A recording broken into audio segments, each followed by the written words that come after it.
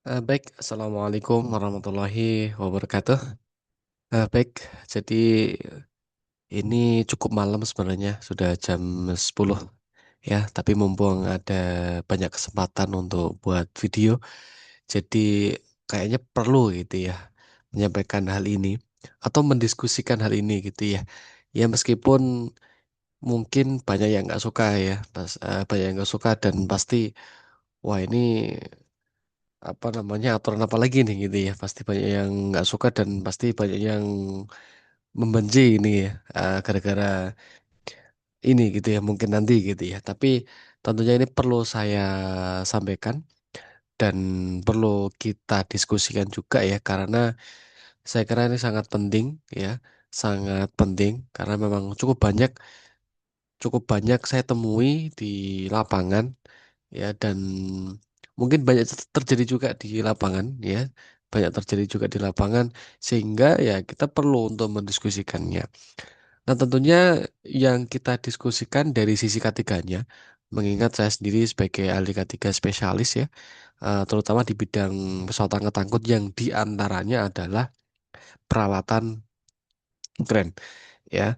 Karena apa? Karena di sini sering yang dilakukan ya, kalau di lapangan sering dilakukan adalah diangkat menggunakan crawl crane. Nah, kalau yang digambar ini menggunakan crawl crane atau menggunakan tower crane. Ya, seringkali digunakan untuk ngangkat orang di sini, ngangkat orang, ngangkat orang. Kemudian di atas ketinggian yang mungkin bisa 10 meter, ya mungkin 20 meter atau 30 meter gitu ya. Atau yang pernah saya lihat itu di atas ketinggian 8 lantai atau 4 lantai, 4 lantai, 4 lantai. Ya, yang saya pernah lihat. Tapi tentunya ya saya tidak bisa menghentikan, saya tidak bisa mendiskusikan karena memang saya hanya lewat, tidak bekerja di proyek tersebut, tidak bagian dari kontrak tersebut. Karena memang saya hanya konsultan saja, saya hanya lewat, jadi memang nggak ada urusan dengan pekerja itu. Jadi ada salah satu pekerjaan gedung gitu ya di salah satu kota di Jawa Barat yang cukup besar dan cukup terkenal ya. Memang gedungnya itu cukup tinggi. Kemudian saya menemukan ada orang yang diangkat ya menggunakan tower crane. Tower crane dan orangnya nangkring. Jadi gambarnya sama kayak seperti ini ya, sama seperti gambar yang saya tampilkan. Orang yang nangkring tidak menggunakan body harness ya, dan tidak ada pengaman lain gitu ya, tidak ada pengaman lain. Jadi kalau talinya putus ya sudah nggak tahu kan gitu. Maka yang perlu saya diskusikan di sini adalah, bolehkah tindakan seperti ini? Ya, bolehkah tindakan seperti ini? Tentunya dari mana? Kita lihat dari sisi sisi ketiganya. Ketiga itu apa? Keselamatan dan kesehatan kerjanya. Atau dari sisi keselamatannya, keselamatannya ini apakah sebenarnya pekerjaan ini layak? Apakah pekerjaannya ini, pekerjaan seperti ini, apakah peri kemanusiaan? Gitu ya. Atau justru membahayakan pekerja dan mengabaikan keselamatan pekerjanya. Padahal menurut Undang-Undang Nomor 1 1970 bahwa salah satu kewajiban perusahaan adalah menjamin keselamatan setiap pekerja, karena setiap pekerja itu memiliki hak, ya memiliki hak, salah satu haknya adalah keselamatan. Nah, apakah dengan dengan pekerja dipekerjakan seperti ini, apakah itu bentuk penjaminan kan gitu ya? Apakah sudah terjamin keselamatannya kalau dengan cara ini gitu ya? Kemudian apakah hak mereka untuk selamat apakah sudah terpenuhi kan gitu? Pertanyaannya kan nantinya akan seperti itu gitu ya. Nah, kalau kita lihat dari sisi ketiga ya, dari sisi ketiga, pertanyaan yang mungkin perlu kita tekankan adalah, sebenarnya keren itu untuk barang saja ataukah boleh untuk orang, kan gitu pertanyaannya. Ya. Ya kalau kita lihat dari pabrikannya ya, semua pabrik keren ya itu hanya mengizinkan untuk barang ya, untuk barang. Tentunya bukan untuk orang. Ya, kalau dari sisi pabriknya pasti bukan untuk orang, gitu ya. Ya, pasti bukan untuk orang. Ya, adapun untuk orang itu biasanya lift barang, bukan lift barang, lift passengeroid itu namanya, passengeroid. Namanya aja dari segi namanya aja sudah berbeda ya. Jadi kalau kita lihat dari pabrikannya, tentunya bukan untuk orang gitu. Nah kemudian pertanyaannya, bolehkah kalau kemudian digunakan untuk orang, gitu ya? Ya selagi itu aman dan ada alat pengamannya, mungkin boleh-boleh saja. Pertanyaannya, alat pengaman apa yang bisa menyelamatkan kondisi ini? Ya, alat pengaman apa dan pelindungan apa yang bisa digunakan untuk mengamankan atau menghindari bahaya dari pekerjaan ini? Gitu. Podianos rata-rata nggak pakai. Jadi ya. Kemudian tidak ada safety locknya. Ya, kalau talinya putus, ya sudah lepas. Gitu ya. Kalau kita bandingkan dengan peralatan-peralatan yang menggunakan yang digunakan untuk orang, contohnya passenger hoist. Ya, itu memang untuk orang dan untuk barang. Ya, kenapa boleh? Karena punya mekanisme yang berbeda ya dan punya keselamatan yang jauh lebih baik gitu ya dibanding ini gitu ya. Karena kalau passenger hoist itu ada safety locknya. Jadi ketika jatuh dia akan ngunci dan itu harus berfungsi dengan baik kan gitu. Safety device-nya itu atau alat pengamannya itu. Kemudian di gondola. Kalau kita lihat di gondola ya, di gondola ya suatu alat yang digunakan untuk pembersihan, untuk membersihkan kaca atau untuk pekerjaan ketinggian di gedung gitu ya. Nah itu selain eh, apa namanya alatnya itu juga ada safety locknya, talinya itu ya, atau stopnya. Di sisi lain juga ada di sisi lain ada namanya left land. Ya bodi harusnya dikaitkan ke left land-nya. Jadi ketika basket itu jatuh, orangnya tidak akan ikut jatuh, ya akan tertahan oleh left land-nya. Jadi ada mekanisme tertentu kalau untuk orang kan gitu. Nah pertanyaannya kalau untuk kren, ya apakah ada kan gitu? Apakah ada ketika talinya putus atau webbing slingnya putus, perlindungannya mereka apa? Kan nggak ada, gitu ya. Kalau mereka bisa terbang ya mungkin boleh gitu ya. Masalahnya tidak ada perlindungannya, gitu ya. Kalau talinya putus atau kerennya terbalik ya. Kalau untuk orang mungkin nggak tidak membuat terbalik, tapi kemungkinan besar adalah talinya putus. Ya entah karena tidak layak, sudah tidak layak gitu ya, atau memang kalau overload mungkin kemungkinan kecil ya.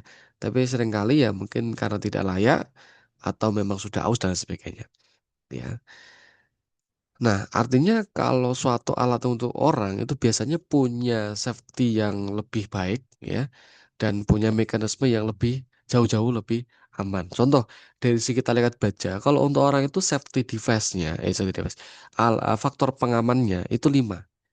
Artinya ya punya 5 kali space keamanannya 5 kali lipatnya. Kalau faktor keamanan 5 kan berarti 5 kali lipatnya. Jadi breaking load-nya dibagi 5 gitu, gitu.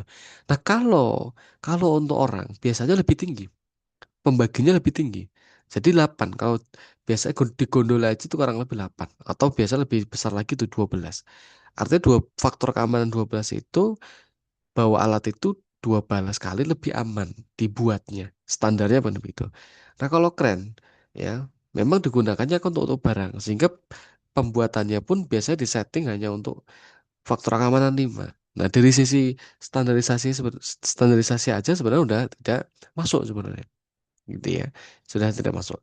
Jadi kalau kita berbicara syarat K3, kita berbicara standar K3, sebenarnya dari sisi manapun kayaknya nggak akan mengizinkan ya tidak akan mengizinkan karena tidak ada alat perlindungan sehingga satu-satunya kita terlindung dari bahaya ini dengan mengeliminasi orangnya satu-satunya gitu ya. Nah awalnya gini, awalnya tuh saya berpikir kenapa pekerjaan ini terus berulang gitu ya, kenapa di banyak proyek itu masih menggunakan cara ini gitu ya? Apakah tidak ada cara lain gitu. Terus kemudian saya bertanya, kenapa orangnya harus ikut naik ke atas gitu ya, tujuannya apa, ngapain kan gitu. Ternyata apa, ternyata hanya membuka katupnya. Ya, di sini kan memang bucket ya, ini bucket. Kemudian di sini ada isi beton atau semen ya, biasanya semen. Kemudian orangnya di sini akan buka katupnya. Katupnya akan kebuka ketika orang ini membukanya, kan gitu. Jadi hanya membuka katupnya saja. Atau mungkin mengarahkan dan sebagainya lah ya, sebagai helper atau spotter juga gitu ya. Pertanyaannya, apakah hal itu tidak bisa digantikan? Kan itu. Kalau ada cara yang lebih aman, ya maka wajib menggunakan cara yang lebih aman, kan gitu. Kalau ada cara yang lebih aman, meskipun lebih mahal, kenapa tidak, kan gitu. Karena bagaimanapun ketika celaka, harga mahal itu tidak akan ada apa-apanya dengan nyawa manusia ini, nyawa si orangnya ini, kan gitu. Nah, kalau kita lihat dari kasus-kasus yang ada ya, kita lihat kasus-kasus kecelakaan ya yang melibatkan pekerjaan seperti ini cukup banyak ya. Sebentar, saya coba buka dulu. Oke. Nah, kalau kita lihat dari kasus ya, kasus-kasus yang ada, sebentar.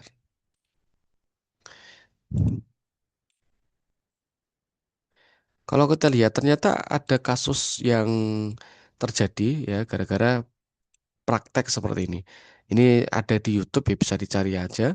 Pada tahun 2002 berapa ini? 2021 ini terjadi di Pelabuhan Merak. Di Pelabuhan Merak itu ada tiga pekerja jatuh dari kren ya di Pelabuhan Merak pada tanggal 30 Agustus 2021 di dermaga 4 akibat putusnya tali kren saat pengecoran dan terlihat di situ ya pada pada gambar ini ya yang saya tampilkan di sini kelihatan ada tiga orang yang naik di sini. Oke. Kemudian kalau di videonya tidak lama video ditampilkan talinya putus kemudian menimpa orang.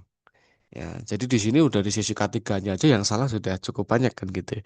Sudah digunakan untuk mengangkat orang ya, di bawahnya ada orang juga yang tidak disterilisasi. Harusnya kan bebas, tidak boleh ada orang di bawah beban. Nah, ini di bawahnya juga membiarkan ada orang bekerja di bawah beban. Ya. Kemudian ini jatuh ya, jatuh bebannya kemudian menimpa orang. Kemungkinannya yang meninggal itu karena ada yang meninggal, kemungkinannya yang tertimpa. Ya, antara ya antara dua ya antara yang naik di paketnya atau orang yang ketimpanya. Tapi kemungkinan besar kayaknya orang yang ketimpa. Oke. Nah, ternyata kalau kita lihat dari beberapa proyek ya, dan ini saya lihat di apa namanya di Google ya, saya klik aja, ternyata memang cukup banyak ya di YouTube ya, dan mungkin kontraktornya dengan tidak sadar bahwa itu sebenarnya menyalahi aturan keselamatan dengan PD-nya ditampilkan gitu ya. Nah, saya nggak tahu apakah di kontrak kontraktor itu atau di pekerjaan itu atau di perusahaan itu ada K3-nya atau ada safety-nya.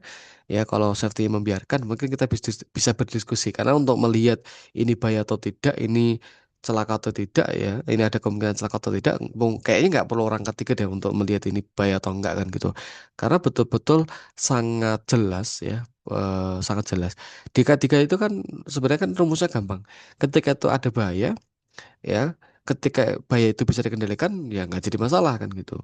Ya ketika ada bahaya jatuh dan kita sudah menggunakan body harness karena body harness menahan jatuh ya nggak jadi masalah kan gitu. Tapi kalau kita bekerja di ketinggian tanpa menggunakan body harness ya, tanpa menggunakan body harness, tentunya kan tidak bisa menahan jatuh. Nah itu kan sebenarnya nggak boleh gitu. Nah kalau di sini kalau hanya bekerja di ketinggian di bangunan ya itu kan ada pengkaitnya ya, body harness bisa kita kaitkan. Kalau pekerjaan seperti ini, kita mau menggunakan body harness. Ya, kita kaitkan kemana? Oh, di bucketnya, Pak, gitu ya. Di bucketnya. Ketika di bucketnya, ketika yang putus talinya, perlindungannya apa? Kalau di gondola kan tadi masih masih tergantung karena ada lifeline-nya. Kalau di kren kan nggak ada. Nah, dari sini kan kita bisa sadari bahwa hal ini sebenarnya melanggar. Hal ini melanggar dan sangat-sangat berbahaya. Dari sisi perusahaannya berarti tidak memberikan penjaminan keselamatan kepada pekerjanya. Dari sisi pekerja mungkin tidak punya kesadaran dalam dalam keselamatan. Ya, di sini kita lihat ya tidak menggunakan body harness. Ini kelihatannya kayak nggak pakai. Ya, kayaknya ya. Kalau dilihat kayaknya nggak ada. Kemudian di sini berada di bawah beban. Gitu ya, di bawah beban. Nah, kadang-kadang protes, wah kamu bukan orang lapangan, nggak tahu gimana di lapangan gitu. Oke, nggak apa-apa. Tapi selagi itu berbahaya, kenapa kita tidak belajar? Ya, ketika ada bahaya, kenapa kita tidak mencari cara yang lebih aman? Mencari yang lebih aman, mencari solusi yang lebih manusiawi kan gitu. Jangan kemudian membiarkan suatu yang berbahaya hanya demi alasan satu-satunya cara ini, Pak. Padahal sebenarnya ada cara lain yang jauh lebih aman, kayak gitu. Nah, kemudian ternyata ada lagi ya. Mungkin kalau kita cari lagi ya, lebih banyak lagi gitu ya. Ini ternyata juga ada di sini. Nah, di sini bisa kita lihat juga ya. Ya, bisa kita lihat di sini ya. Di sini ada orang jelas salah, jelas salah. Ya kalau ini putus ketimpa ya wajar orangnya di bawah beban. Padahal nggak boleh, harusnya steril gitu, gitu ya. Nah ini ada orang yang di atas ini. Kalau putus apa yang terjadi? Ya, ya jatuh. Nggak ada perlindungan lain, gitu ya. Nah kita kembali lagi di sini. Nah, kalau dari sisi keselamatan tentunya sangat-sangat jelas ya, ini telah melanggar dan tidak ada perlindungan, tidak ada mekanisme yang membuat ini aman ya. Ya karena tentunya seringkali tidak menggunakan body harness, kalaupun menggunakan body harness juga tidak akan terselamatkan. Nah, sehingga satu-satunya cara bagaimana? Ya, ternyata sudah banyak yang sudah mempraktekkan, bisa dicari ada di YouTube ya. Karena saya tidak bisa menampilkan, masa menampilkan YouTube kan nggak mungkin gitu ya. Ya kalau digambar memang sangat jarang. Jadi setelah setelah saya cari-cari juga ya, setelah saya cari-cari juga, ternyata juga cukup banyak ya, ya kontraktor yang memang sudah sadar soal keselamatan. Ada beberapa video yang ditampilkan udah di tahun 2018 yang sudah mempraktekkan pekerjaan yang aman. Sedangkan saya melihatnya aja itu 2023, 2024-an. Ternyata di beberapa perusahaan yang cukup besar ya, itu sudah mempraktekkan cara yang jauh lebih aman di tahun 2018. Sehingga sebenarnya tidak ada alasan untuk belum ada teknologinya kan gitu. Ternyata itu sudah ada gitu ya. Ternyata sudah ada. Jadi teknologinya itu tinggal di paketnya itu kan karena orangnya kan membuka katup ya. Sehingga eh, eh, paket yang sudah ada remote-nya ya. Jadi untuk membuka katupnya itu menggunakan remote. Ya, kalau kita lihat produknya itu sudah ada dan ada beberapa yang memang custom sendiri untuk kemudian dijalankan sendiri. Jadi bongkar pasang. Dan ternyata di sini sudah ada dan sudah banyak dipraktekkan. Jadi helpernya atau spotornya itu mengarahkannya dari bawah dan tentunya menjaga jarak tidak berada tepat di bawah beban. Ya. Nah, kemudian untuk membuka katupnya ya tinggal di remote aja ya. Zaman sekarang teknologinya sudah canggih gitu ya. Ya, jadi bagian yang lama itu bisa di custom lagi kemudian dipasang alatnya ya satu pendorong penarik ya dari hidrolik untuk kemudian bisa menarik dan mendorong katupnya. Dan ini cara yang tentunya jauh lebih aman ya. Kalau kita memaksakan suatu cara yang tidak aman, ya pasti akan jauh lebih rugi. Ya, ketika nanti ada kecelakaan, ya ketika ada kecelakaan dan ternyata setelah diinvestigasi ternyata perusahaan yang lalai, apa yang mungkin terjadi? Ya perusahaannya akan bisa bisa jadi bangkrut ya karena tidak dipercaya lagi oleh klien atau memang karena melakukan pelanggaran bisa jadi sanksi, perusahaannya bisa ditutup gitu ya. Belum nanti ada kompensasi, belum nanti ada ganti rugi dan sebagainya ya. Memang biayanya mungkin lebih murah dengan cara itu. Tapi nanti suatu saat ya biaya yang dikeluarkan mungkin bisa 100 kali lipatnya, 200 kali lipatnya untuk mengganti itu. Mending kita pakai cara yang mungkin sedikit lebih mahal, tapi kerugiannya mungkin lebih kecil. Kalaupun jatuh ya mungkin kerugiannya hanya paketnya saja, bukan orang yang harus dikorbankan, gitu ya. Nah, jadi di sini saya ingin berbagi saja ya kalau jenengan-jenengan atau teman-teman yang mendengarkan ini adalah pengawas atau kalau teman-teman adalah K3 ya, K3 di lapangan pengawas K3 atau kalau teman-teman salah satu pimpinan perusahaan ya mungkin ini bisa diperhitungkan. Mungkin ini juga bisa dipikirkan ya bahwa K3 itu menjadi prioritas. Tidak hanya sekedar pekerjaannya selesai, tapi pekerjaannya selesai dengan aman. Karena kalau kita ngejar pekerjaan yang penting selesai tanpa memprioritaskan keselamatan, ya suatu saat mungkin pekerjaannya tidak akan selesai. Sampai kiamat pun kayaknya nggak akan selesai. Karena sudah di backlist duluan, karena melanggar aspek-aspek keselamatan, gitu ya. Dan tentunya sebagai pekerja ya, sebagai pekerja kalau teman-teman yang lihat pekerja ya, jangan membiarkan kita dalam kondisi berbahaya ya karena hak kita sebagai pekerja mendapatkan perlindungan keselamatan. Jadi manfaatkan itu karena itu hak teman-teman semuanya. Dan sebagai perusahaan tentunya juga harus melakukan itu, melaksanakan kewajiban itu, ya, melakukan penjaminan pada pekerja. Jangan K3 hanya dibuat formalitas, yang penting dokumennya ada, tapi secara praktek tidak ada. Ya justru dokumen nggak penting, yang penting itu prakteknya. Ya, prakteknya ada, dokumennya nggak ada, aman-aman, mungkin aman. Tapi kalau prakteknya nol, tapi dokumennya ada, ya dengan dokumen itu apa yang terselamatkan? Ada dokumen K3-nya, ada CSA-nya, ada SMK3-nya, ya, ada pengawasnya. Tapi kalau tidak terlaksana, ya, apa gunanya kan gitu? Apa gunanya dokumen itu? Nggak ada pengaruhnya. Ya, dokumen itu hanya syarat administrasi. Kalau ternyata tidak dilakukan prakteknya kan percuma. Bahwa dokumen itu tidak mampu mencegah terjadinya kecelakaan kerja. Padahal dokumen itu harusnya mampu mencegah. Kalau kau tidak bisa mencegah, buat apa? Gitu ya. Jadi saya kira jangan fokus pada dokumennya, tapi pada prakteknya. Kalau prakteknya dilakukan kan tinggal bikin dokumennya selesai. Tinggal melengkapi dokumennya selesai. Tapi kalau fokus pada dokumennya, prakteknya belum tentu ya, maka kecelakaan kerja tidak mungkin bisa dikendalikan. Oke, mungkin itu ya, mungkin ke depan juga ada beberapa kasus yang mungkin akan saya kupas juga ya.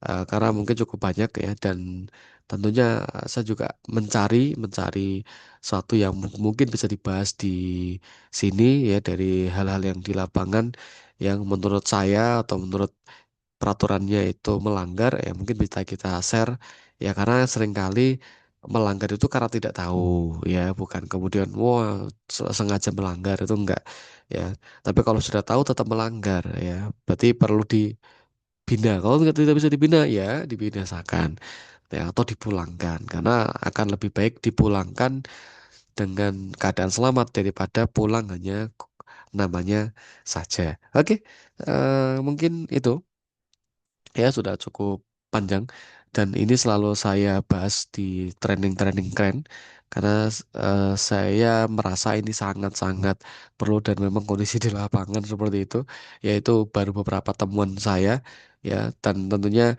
karena saya bukan bagian dari kontraktor ya, sehingga ya saya tidak bisa menghentikan, saya tidak bisa mungkin saya hanya bisa menyarankan gitu ya, dan saya lakukan saat di beberapa pembinaan yang saya ampu, kemudian di beberapa kesempatan ketika di lapangan itu selalu saya sampaikan. Nah, karena bagaimanapun keselamatan itu ya harus dilakukan dimanapun berada. Oke, salam safety ya, dan tentunya bekerja aman itu penting gitu ya. Ini itu aja. Oke, sekian dari saya. Wassalamualaikum warahmatullahi wabarakatuh.